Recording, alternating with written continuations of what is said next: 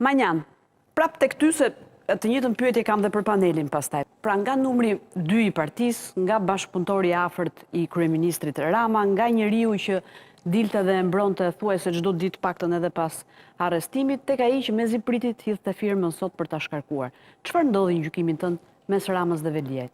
Që mbritëm në këtë ditë, është vërtet arsyeja e emergjencës për Bashkinë e Tiranës? Jo, ne kemi bërë në kohë historikun e kësaj marrëdhënie, kemi analizuar. Ndoshta vlen ta rikujtojmë pak. Mund bëjmë thjesht një përmbledhje, ju kujtojmë që para një viti, kur po përgatiteshim për zgjedhjet politike, Erën Velia nuk ishte drejtuesi politik i Tiranës, por ishte Ogerta Manastirliu. Apo jo? Këto janë fakte publike që i kemi parë të gjithë. Dhe publikisht Edi Rama i tha Erën Velis, ti zotëri, shko shif punë të bashkisë, nuk ke punë me zgjedhje.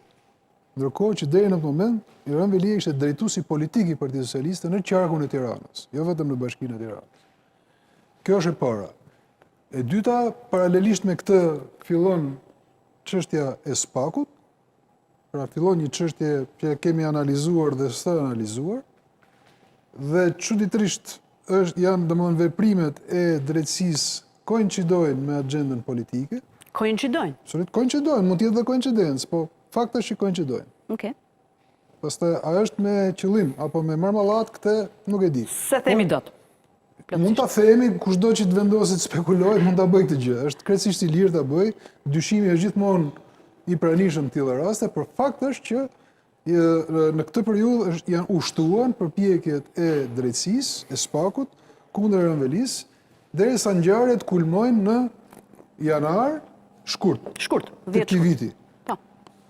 Kur pati një farë detante në marrëdhënie ndërmjet dy udhëhecave, apo jo, pati një farë detante, një farë rënje, një farë qetësimi të situatës, kur Rama u shfaq edhe në mbrojtje të Erën Velis. Kujtojmë që diku nga fundi janarit ata ishin edhe një vizitë zyrtare në Ron, apo jo?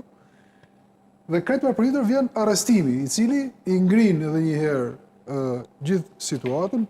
Rama mori një pozicion mbrojtës, por më parimor në kundër drejtësisë dhe po themi disi në mbrojtje të Erën Velis, por që nga ajo kohë situata ka deterioruar duke ndërprer komunikimin.